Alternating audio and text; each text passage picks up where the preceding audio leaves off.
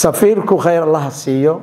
waa ku mahadsan yahay inuu meeshii ugu dambeysay caalamka noogu yimi dadka siyaasiyiinta ah ma yimaadaan dhulkan sababtoo ah kharash iyo lacag badan baa kaga baxda laakiin qofkii bini aadnimo iyo wanaag iyo khayr ka shaqeynaya kuma adka inuu halkan yimaado oo safar dheer u soo galo kuma adka waa waxa uu halkan u yimi weeye wuxuu safiirku noo ballan qaaday insha Allah in uu soo laaban doono sanadka soo socda bilihiisa koowaad guddigii hawsha waday waxaan ku baraarujinaynaa inay hawsha ay wadaan ay noo sameeyaan maalin ama laba maalin ama hal maalin Soomaalidu laba maalin laguma soo celin karo waa daalayaan hal maalin dhowr 6 saac 7 saac oo conference laga dhigo oo laga hadlo arrimaha Soomaaliya ka jira iyo buugga sheekada ku saabsan tahay oo ku saabsan yahay in wax laga yiraahdo oo dad loo kala soo sooco intaas ayaan anigu ku talinayaa walaalayaal waa idin wada salaamaya waan idinka mahadcelinayaa imaatinka iyo ajiibida aad soo ajiibteen meeshan madashan maanta lagu daafuraayo buuggaas oo Maxamed Cali Nuur danjire Soomaaliyeed oo uu qoray oo asaga khaas ahaan ku saabsan daafurkan muddo meelo badan buu ka soo dhacay qaarado badan oo ka soo dhacay laakiin qaaradan Australia deganahay aniga iyo rag badan oo Jaabiri iyo kaleeto ah ilaa iyo 34 sano maanta noo dhamaatay waxa weeyaan waa markii ugu horeysay oo danjiraha noogu yimaado halkan marka dhowr qodob ay leedahay mar koowaad waxay leedahay soo dhaweyn in aan ku soo dhaweyno magaaladanadii oo aan tusno jaaliyadaha Soomaaliyeed meel kasta ay joogaan adduunka ka joogaan dadka Australia jooga nooc ay yihiin iyo dadka ay yihiin iyo sida ay u qadariyaan aqoon-yahanadooda diblomatigooda siyaasiyiintooda macallimiintooda iyo aqoon-yahanadooda ka imaanaya dalalka kale tan kaleeto muhiimka ah waxa weeyaan ku dayasho ilmahanaga caruurtanada halkan ku wada dhashay inaysan maalin walba arkin professor Cadana Sweden ka imaanaya oo ku daafuraya book meel ku daafuraya mataqaana jaamacad ama anaga aan macallimiin ka nahay ama aan joogno inay arkaan nin Soomaali ah oo anagoo kala ah oo hooyadii Soomaali tahay aabihii Soomaali yahay book qoray oo siyaasi ah isla markaas diplomatic ah asagana buuggiisa la daafuraayo inay arkaan wax muhiim ah waay Maxamed Cali waa ku soo dhaweynaynaa anigoo ku hadlaaya magaca gabdhaha Soomaaliyeed ee jooga magaaladan aan joogno ee Melbourne buuggaanu wax badan ayuuna bari doonaa saakajeenay sababtoo waxa weeye Maxamed wax badan oo shaqo ah ayuu ummadda u soo qabtay qofku markii uu intuu shaqo soo qabto taariikhdiisa iyo waxa uu qabtay iyo sida uu wax u rabo uu ka shaqeeyo dad badan baa ka faa'iideysanaya khaasatan dhalinyaradeenna waan ku soo dhaweynaynaa magacaaga waa haynaa waxaad qabataan waa la ogyahay ummadda Soomaaliyeed meel kastoo ay joogtana shakhsiga waxtarka ah oo wadaniga ah oo Soomaaliga ah waa dadka waa uga soocan yahay inkastoo aan aqoon waji aan soo aqoon haddana waxaad qabato dadka way og yihiin waan la socdaan laga soo bilaabo xiriirihii qaxootiga marka Soomaalidu ku xiraysnay ilaa yomana hada marka farxad weyn bay noo tahay inaad buugga halkan ku soo bandhigto waxaan rajaynaynaa inuu buuggan wax badan dhalinyarada u furfuro oo ay ka faa'iideystaan taladii uu soo jeediyay Sheekh Ciise aad baan u farxay sababtoo ah marka arrin laga doodo ama qoraal la soo sameeyo laga sii doodo wuxuu furaa irdo kale wuxuu furaa buuga kale marka waa rajaynaynaa iga raali ahaa speech kuma soo talagelin laakiin soo dhaweyntaada baan hadda u soo istaagay waxaan rajaynayaa guulku rajaynayaa marka aad wadanka ku noqotana naga gaarsi intaad aragto inaan wada salaamayno kuna faraxsanahay waxaan jecelnahay dad badan oo wax qabtay baa jira dadkeenu badanaa qoraalka kuma dheereeyaan inta waxa qortana waa in yar oo kooban marka waxaan rajaynayaa in inta lagu daydo buuggan qof walba afkaarta ku jirta aragtida uu qabo waddankeena in lagu horumarin karo sida wax uga khaldan yihiin sida dadkeena wax loo bari karo waxyaabaha tijaabooyinka uu qofkaas soo sameeyey inuu u soo gudbiyo muxuu ahaa dadweynaha inuu usoo gudbiyo wax fiican inay tahay ilaahay waxaan kaaga rajaynayaa guul iyo inaad ku najaxdo mishinkaaga dadka muxuu ahaa arki doona buuggaagana waa usii faahfaahin doonaa wixii su-aalho macnaa looga baahdana waa ku soo weydiin doonaa kolley aad iyo aad baad mahadsantihiin jaaliyadda magaalada Melbourne dad aad u shaqeeyo weeye aad baan ugu faraxsanahay faarax iyo tiimka guddiga soo qabanqaabiye barnaamijkan shiikheena dhammaan dad isku xiran weeye waxaan rajaynayaa inay muxuu ahaa kula qaybsadaan successkaas hawshaada uuna noqdo buuggaan buug albaabada u fura dhalinyarada soomaalida ah oo aan weli waddanka arkin ama dad qoraayo waxa aan arkin aad iyo aad baad mahadsantihiin soona dhowow marka hore waxaan rabaa inaan idinkaaga mahad celiyo kasoo qaybgalka aad kasoo qayb gasheen xafladan soo dhaweynta ah ee aan u sameynayno walaalkeen maxamed cali nuur Americo sidoo kalena oo inagu soo bandhigayo buuggiisa danjire oo runtii aan aaminsanahay inuu yahay dhaxal uu kaga tagayo jiilka soo koraya ama guud ahaan ummadda Soomaaliyeed qof kasta waxa uu ka hadlayay buugga laakiin aniga waxaan rabaa inaan ka hadlo wax qabadkiisii qofka hogaamiyaha ah waxaa la gartaa in shaqo fiican uu qabtay waxaa laga gartaa hadba sida ay u maamuusaan oo ay u soo dhaweeyaan dadkiisa marka uu xilka uu ka tago dadka inta badan waxa ay dhahaan qofka bini aadanka ah waa uu hilmaami karaa wax la siiyey waa uu hilmaami karaa wax loo sheego laakiin way adag tahay inuu ma aragtay uu hilmaamo wax aad u qabatay ama xaalad aad ka saartay ama dareen aad macnaha aad ku abuurtay marka waxa aaminsanahay in safiirka wax fara badan uu soo qabtay dalka iyo dadka Soomaaliyeed oo ay kamid tahay soo celintii dhulkii safaaradda Soomaaliya ee Kenya muddadii uu xilka uu hayay sidoo kalena dad fara badan oo intii uu safiirka ahaa uu ku caawiyay Kenya boqolkiiba 80 waxa uu maleynaa Amerika ka badan dadka halkan fadhiya inay soo mareen Kenya oo runtii aan ognahay dhibaatada mararka qaar lagu geysto dadka Soomaalida ah markii xaalado amni oo kale ay dhacaan aniga waxaan kamid ahaa dadkii soo maray Kenya xiliyadii ma aragtay waxaan ku sugnaa halkaas xilligii uu dhacayay weerarkii Westgate 2013 dad fara badan oo waxa jiray ma aragtay Soomaali ah oo la xirxiray aniga dadkaas aan kamid ahaa waxaan dhacday in la igu xiray meel oo garoonka Kasraani oo safiirku aad u kasaayo aniga iyo dad kale oo badan oo Soomaali ah marka waxaan dhacday in aan isku dayn inaan xiriir la sameeyno safiirka oo ay noo suurta gashay inaan xiriirkiisa aan helno halkaas ayaan u sheegnay inaan ku xiranahay oo inoogu imaaday waxaa la yaab leh in isla markiiba dad fara badan oo waxa jiray iska soo qabtay oo si gardarra lagu heestay isla markiiba halkiiba uu ka saaray annagana waxa uu inoo sheegay in dadka maadaama aan waxyaabo documenti aanan haysan inuu ma aragtay uu dadaalayo oo dalka dib inoogu celinayo waa una ka shaqeeyay sidoo kalena dadkii ma aragtay safaaradda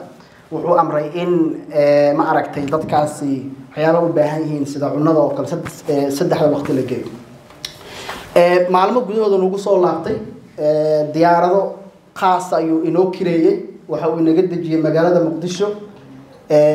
dad fara badan oo waxa jira iga horeeyay dad fara badan oo inaga dambeeyay jiraan marka waa una ku amaanan yahay safiirka taas waxyaabaha ma aragtay maadaama dadkaasi mas'uul ka ah waxyaabaha inuu qabto loogaga baahan yahay ay ahayday waa una ka soo dhalaalay marka taa aan ka gudbo waxaan rabaa in ma aragtay aan idinka codsado inaad iibsataan buuggan dadka inta badan siyaasiyiinta markay xilka ka tagaan waxaan ku naqaanaa inay xilal kala raadiyaan ama ay mucaarad ay noqdaan oo kale laakiin safiirka taa ma uunan sameynin waxaa xusid mudan in markii uu xilka ka tegay uunan raadin xilal kale iyo mas-uuliyad kale laakiin taa bedelkeeda uu go-aansaday in ma aragtay si isagoo shaar dowladeed aanan wadan ama xil aanan haynin inuu ma aragtay dalka waxa uu u qaban karo oo u qabto waxa uu aasaasay hay-ad la dhaho Yasmin Foundation oo runtii gacanta ku haysa ma ahan hal iskuul ma ahan laba iskuul laakiin iskuulo badan waxa uu ku mashquulsan yahay sidii ma aragtay uu soo saari lahaa arday Soomaaliyeed ama jiil wax bartay oo dalka badbaadiya waana tan maanta ma aragtay aan u baahanahay haddaan nahay dadka Soomaaliyeed marka buuggan laba faa'iido ku jirta inaad iibsataan waa tan koobaad in ma aragtay ay qayb si dadban aad uga qayb qaadanaysaan in ma aragtay aad wax ka soo saartaan jiilkaas uu gacanta uu ku haayo oo ka mid yihiin dadka baahiyaha gaarka qabo oo runtii ay tahay in aan support gareyno dadkaasi oo aan soo saarno waa tan labaad ma aragtay in wixii ka soo baxa idinkana aad runtii aad wax fara badan aad ka faa'iideysaan akhrintiisa oo ay tahay cilmi idin kordhay marka waa maasantihiin dadka kale ee markay buugga iibsadaan iyadana wax ku darsan kara oo ma aragtay si sadaqa jaariya ah ayadana aad loo soo dhaweynayaa hadaan maasantihiin safiirka saaxiib ahayd Nairobi hadda markaas sanadkan meeshii ugu soo dhaweeyay gurigiisa guri qurux badan waqti fiican soo qaadanay magaalada waqti fiican soo qaadanay Malaysia airportkan ku soo dhaweeyay 2008 mar booqasho ku tagay sidoo kale waqti fiican soo qaadanay Malaysia saaxiibtinimo marka aad dheer oo sida Abdullahi Garfiiq iyo Baafo iyo Faarax oo kale naga dhaxayso oo waxa rabnaa sidii karnaa saarna wada hadal karnaa maadaama uu safiir yahay ixtiraam naga dhaxeeyo هذا aad u qalbi fiican dad jacayl oo aan isku qabin mani laakiin waligiisa ayay safiirka ma arkaysid asoo dad gaar oo isku qabin yihiin wato ma arkaysid waa nin Soomaaliyeed meel kastoo taga laga jecel yahay marka safiir intaas xogaa soo dhaweeyay soo dhawow الحمد لله والصلاة والسلام على رسول الله marka ugu horeysa anoo ku hadlaya magaca jaaliyadda Soomaaliyeed ee waddanka Australia gaar ahaan state-ka Victoria waxaan rabaa inaad ku salaamto islaamka assalaamu calaykum wa rahmatullaahi wa barakaatuh salaan kadib sharaf bay noo tahay haddaanu nahay jaaliyadda reer Victoria inaynu caawa halkan isugu nimaano munaasabadan runtii qiimaha leh oo aan ugu talagalnay inaan ku soo dhaweyno walaalkeen Maxamed Cali Nuur oo loo yaqaano America oo ah safiirkii hore ee Soomaaliya u fadhiyay waddanka Kenya wax badan ma oran doono insha Allah kaliya waxaan rabaa inaan u mahad celiyo cid walba oo barnaamijkan qayb ka qaadatay gaar ahaan guddigii barnaamijkan soo qabanqaabiyay markii ugu horeysay oo dhammaantood wajiyadoodu ay halkan iiga wada muuqdaan intooda badan waa joogaan maanta waxaan sidoo kale rabaa inaan u mahad celiyo jaaliyadda Soomaaliyeed ee reer Victoria oo iyaguna runtii kaalin mug leh ka qaatay barnaamijkan waa islaamiga kulligiin aad iyo aad baan kaga mahad celinayaa ajibadaas oo ajibteen xafladan invitationka waxaan rabaa marka hore inaan u mahad celiyo qabanqaabiyaasha soo qabanqaabiyey xafladan quruxda badan leh gudoomiyaasha gudoomiye Faarax iyo Xuseen iyo odayaasha wasiirka oo habeenooda marka amaanayay waqti dambe aan imid oo 5 saac habeenimo ahayd igu soo dhaweeyay airportka aad iyo aad ugu mahad celinayaa aniga waxay mar hore inaan imaado wasiirka Abdixin Abikar waxaan ku iri hadda ka hor I think 4 sano 5 sano ka hor ahayd waxaan rabaa inaan imaado Australia wuxuu yiri waa uu soo dhaweynayaa imaaw soo dhaweyntii iyo mataqaan wanaaggu idinka sheegay waa arkay intaan joogay laakiin waxba ugu daray wasiirku wuxuu yiri hadaad timaado Australia waxaan ka baqayaa inaan laabo weys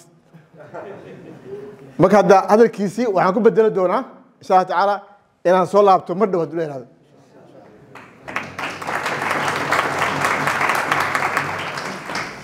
gabdhaha iyo maamooyinka iyo dhalinyarada waa salaamaya oo ayagana yimid halkan xafladda waxay ku saabsan tahay buuggaas aniga aan qoray oo la yidhaha danjire danjire waa af Soomaali oo mataqaanaa safiir ama ambassador ah buuggaas waa buug ugu horreeyay aan qoro waxay u qaadatay inaan qoro ilaa 2 sano 3 sano ku dhawaad markaan bilaabayna marar badan ayaa isku dayay inaan joojiyo wax kale ma ahayn waa baqayay inaan ku ceeboobo in mataqaanaa wax fiican aan qori waayo ayaan ka baqayay alxamdulillah waa dhameeyay buugga waxaan u hibeeyey waalidkii Allah u naxariisto hooyaday xawa muddo gacal iyo aabahay Cali Nuur Xuseen Cali Ameeriko oo ah dadka aan ku daydo xashaalaha ma gaari karo laakiin waxyaabaha aan ka bartay ayaan jeclahay inaan ku dhaqmo markasto hooyaday waxay ahayd qof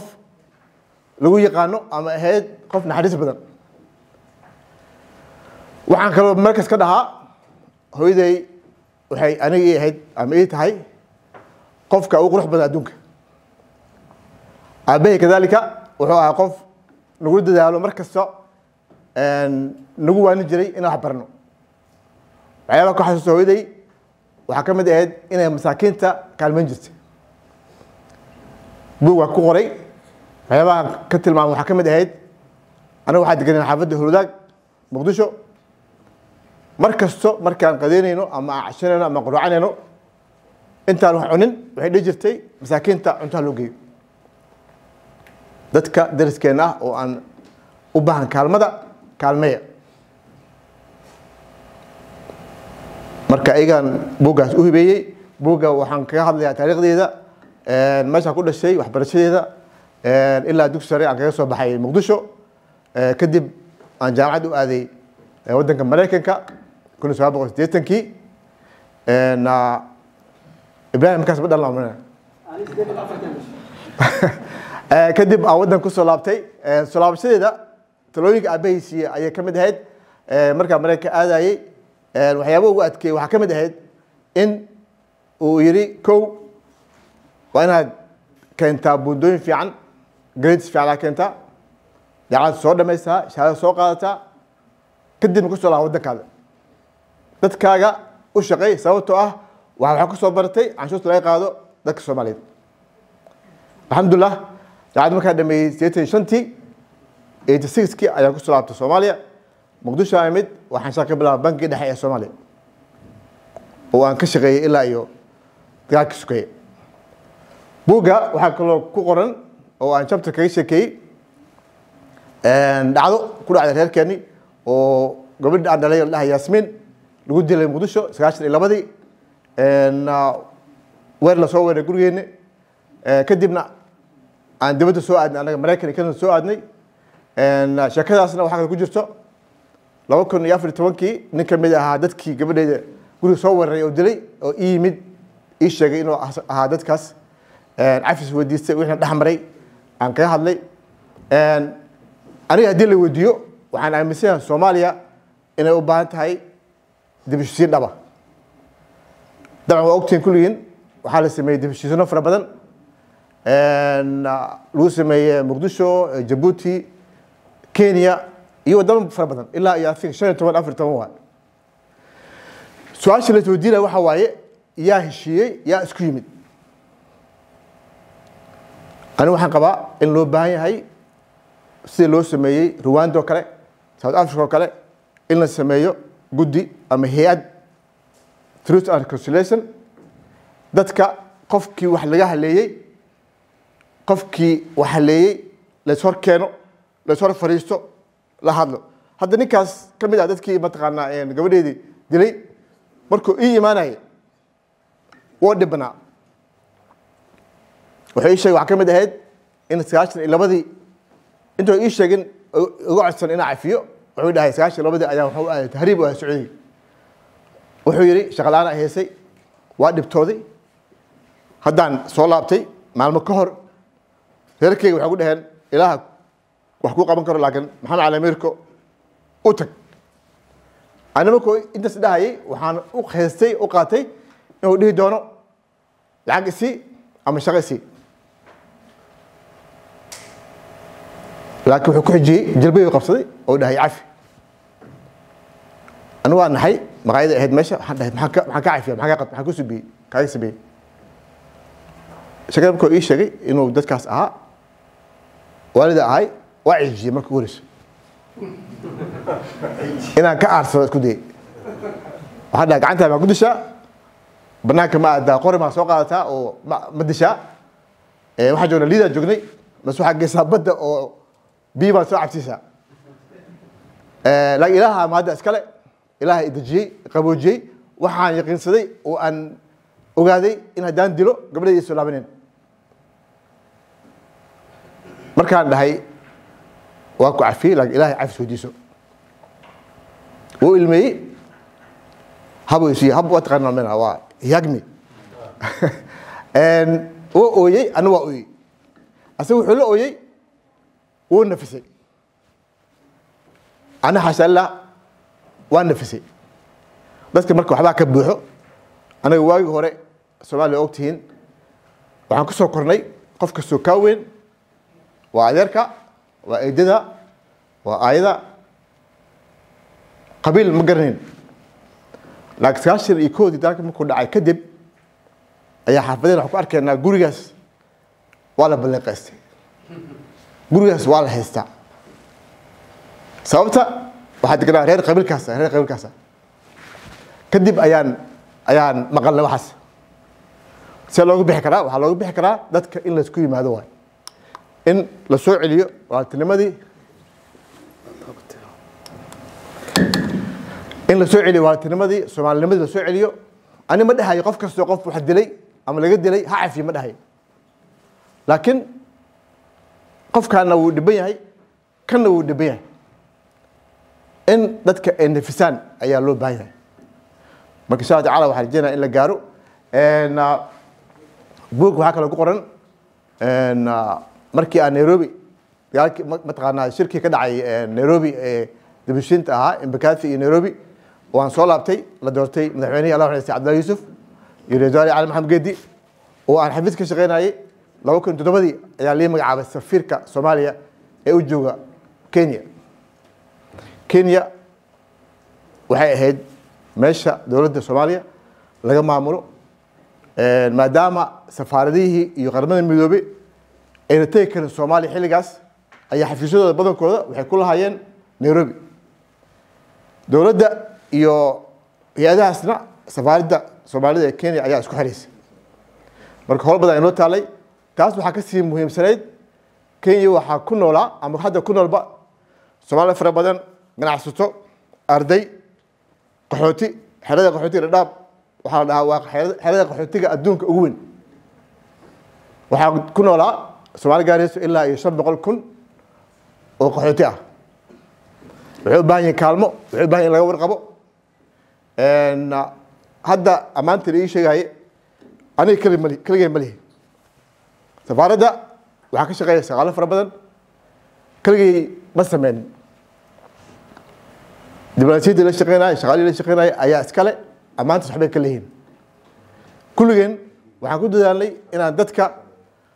aan u shaqeyno kaalmeeno wax u qabano intii karaakena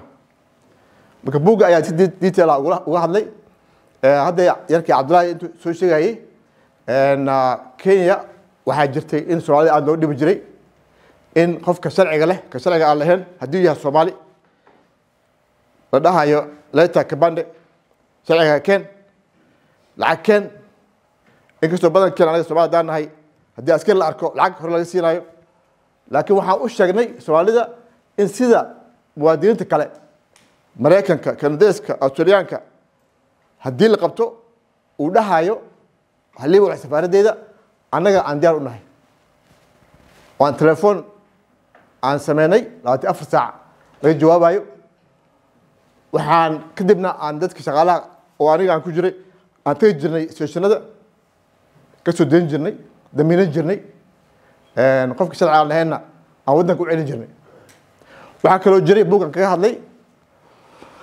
waxaa jira Soomaali fara badan oo laga soo qabtay xeebaha Soomaaliya lagu soo eedeeyay inay yihiin burcadbadeed badankooda wax cadeen laguma hayn waxaa lagu xiray xero meel station ilaa Shimalatewa oo ku yaala Mombasa waxaan guulaysanay inaan kulligood soo damaynino oo aan ku niri dadkaan meesha iskama jiri karaan haddii wax lagu og yahay hala geeyo maxkamadda hala xukumo laakiin ay ku jiraan bilo xaq ma aha alxamdulillah waxaan guulaysanay inaan waddanka ku celino buugga waxaa kaloo aan kaga hadlay ku jiro mataqaanaa arrimahaas iyo markii safaaradda aan ka tegay 2015 intaas safiirka ahaa ayaa waxaan sameeyey hay-ad la yidhaahdo Yasmin waa magaca gabadheedii hadda idiin sheegay ayaa ugu magac daray hay-adda gargaarka ee Yasmin waxaan bilaabnay inaan magaalada Muqdisho baadiheeda aan ceelal ka qodno iskuulaad ka dhisno oo ay ardayda ku dhintaan lacag la'aan buugga waxaa kaloo kaga hadlay socdaal aan bilaabay 2015 markaan ka tegay safaaradda oo aan markaas ku hamin jiray inaan waddanka soo maro alxamdulillah waxaan ka bilaabay Muqdisho sababta ugu bilaabay waa taqaanaa meel fahmaysan waa meeshaan ku dhashay waa kadib waxaan aaday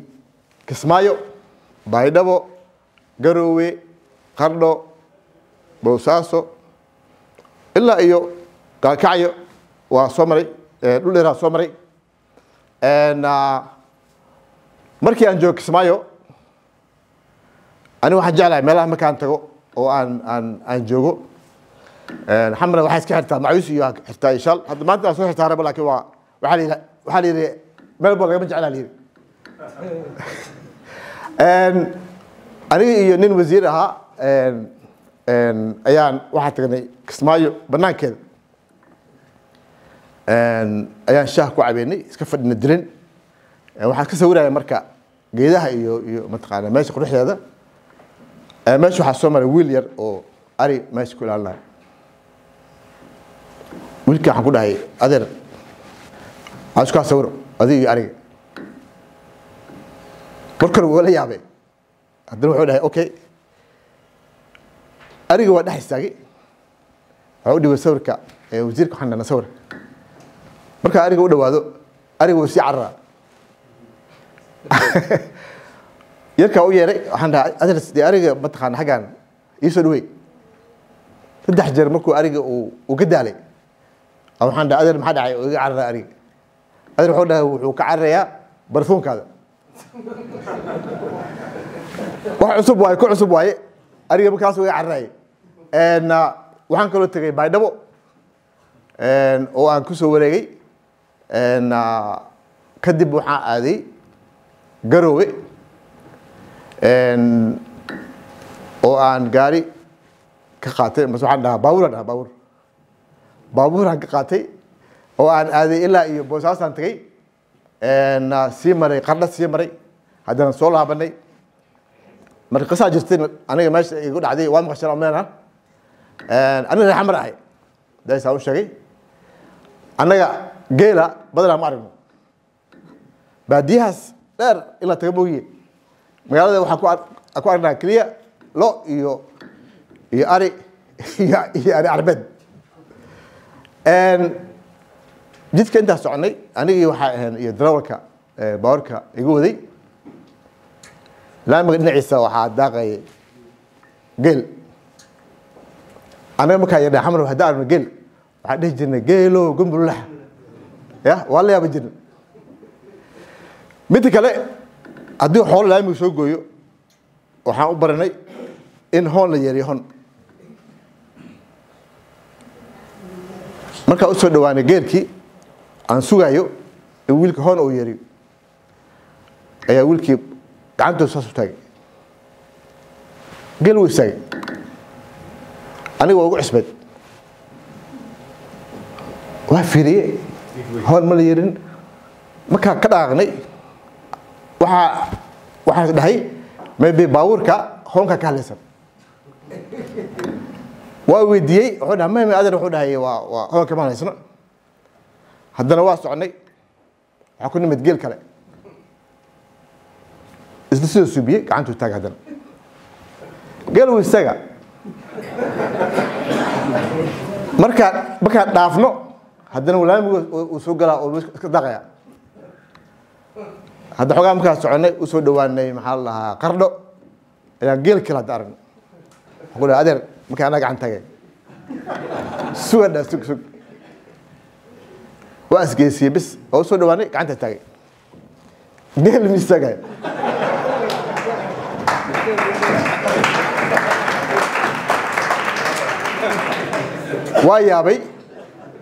waa yaabay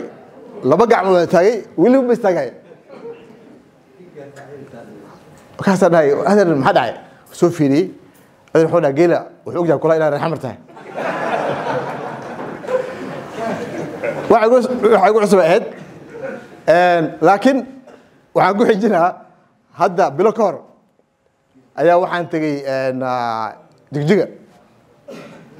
waxaa saaca nin la yihahda cabdinaasir sola waa maqashan amena wuu iska kay kibrinayay wuxuu dhahay bashor meeshaan aniga wuxuu dhahay waa beledkayga waa anaa laga yaqaana u dhahay waxaa ka wad waxaan la ogahay cabdinaasirow laakiin dhib male waxaa aadnay magaalada u soconay laamigii ayaa haddana waxaa ku aragnay geel asaga sheekada wuu ogaa cabdinaasir wuxuu dhahay ambasore adiga waagi hore wuxuu dhahay geel uu kaa istaagi waayo maanta aniga firi gacantuu taagay asaga wuu ka istaagi waayo anaa taagay geel wuu istaagay wiilkii baawarka waday sheekada u ogaa asna wuxuu dhahay adeer waxaa u malaynaa kulaha geeli waagii oo aragtay ayaa halkaa yimid u dhahay marka waa dhaqanka soomaalida mataqaanaa oo la barto loo baahan yahay gobolada soomaaliya waxaan kaloo soo arkay waxaan ka baxay xamar waxaan u socday balcad iyo jowhar waxaan ku arkay laamiga dhinaciisa geedaha waxaa suran dhiilo waxaa la dhahay subaxdii dhiilahaas meesha dadkaa keeno baabuurta aadaya xamar ayaa sii qaado markay soo laabanayaan lacagta ayay dhiisha ku ridayaan qofka uu imaana uu qaadana waxaan dhahay aan fiiriyo waa istaagay dhiilaha qaarkood waxaan ku arkay waxaa ku xiran baca yar bacaha waxaa ku jiro qaarkood sokor wax yaroo sokor ah wax yaroo bariis ah baasto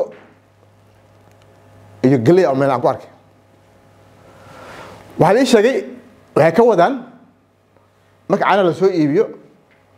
in lacagtaas qaarkood loogu soo gado waxay u baahan yihiin marka waa wax uu aniga u cusbaa waaye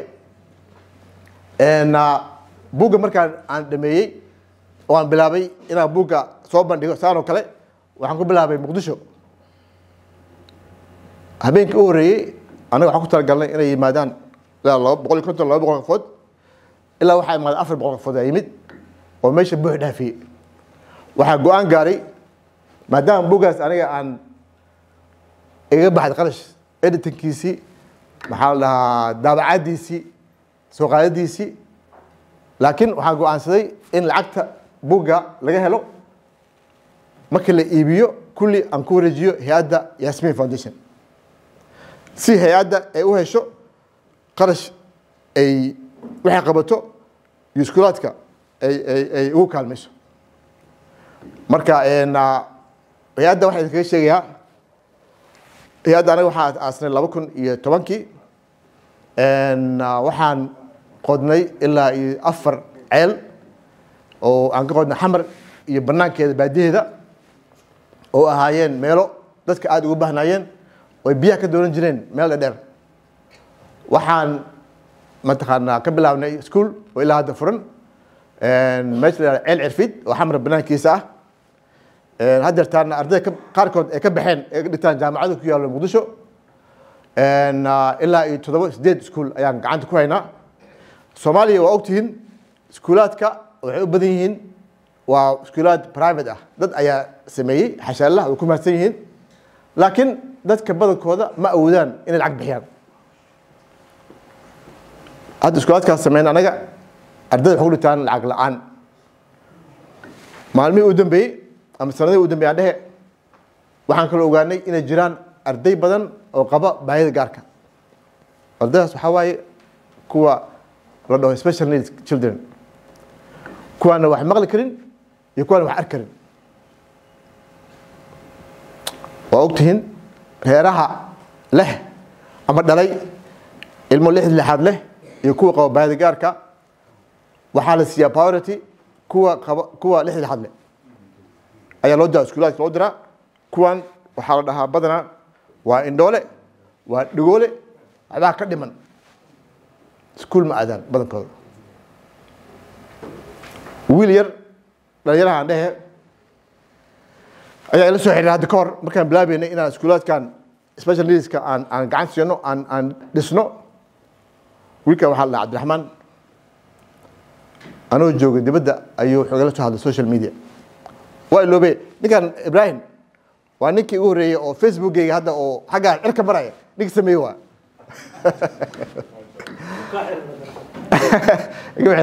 marka cabdiraxmaan wuxuu dhahay adeer waxaan rabaa inaan kula kulmo oo aan kala hadlo dhibaatooyin iskuul iga haysto maadaama aad iskuul dhiso dhahay waxaan adeer waa maqaan dhahay marka xamar imaado waa kulmaynaa cabdiraxmaan wuu u yimid wuxuu ku jira sanadka aan jeclahay 2 second year oo ku jira jaamacadda wuxuu dhahay waxaa la dhasho dhahay wiil iyo gabar aan wax maqli karin hadalkii waa arkiisa umaleynaa waxaa ka dhowraya afkii inaa dhaho dhigoole iyo dhoole dhigoole iyo dhoole waa bahdilid waa demeaning waa in la isticmaalo ma fiicno wuxuu dhahay habeenkii markaan wax baranayo ama aan sameynayo homeworkgayga walaalahay wiilkii gabadha aan wax maqli karin wuxuu dhahay way imaanayaan dabcan iskool ma aadaan way imaanayaan yiri waxay rabaan inay wax ila aqriyaan aniga wuxuu dhahay ma aqaan sign language iyana ma hadli karaan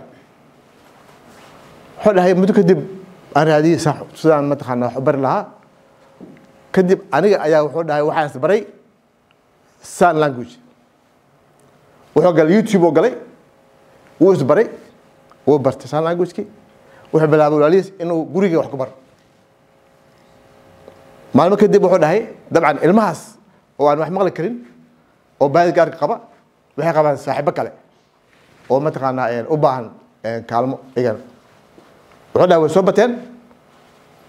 kadib wuxuu dhahay waxaan gurigan kareeyey aan bilaabay inaan wax baro waxaan u baahan oo yidhi inaan mataqaanaa naga kaalmaysaan xashaallah faan miga aha iskuulkaas wuxuu ku yaallaa madiina hay-adda yaasmiin ayaa gacanta ku hayso waxaa kaloo dhisnay iskuulaad kale oo iyagana ilmaha wax arki karin iyo kuwa wax maqli karin hay-addana insha allah tacaala waa inta kalaankeena waa sii wadeynaa waxaan ka mahad celinaa buugtaas ay iibsteen lacagta laga iibiyay buuggaas insha allah kulli hay-addeed u tagi doontaa marka aad iyo aad mahadsantihiin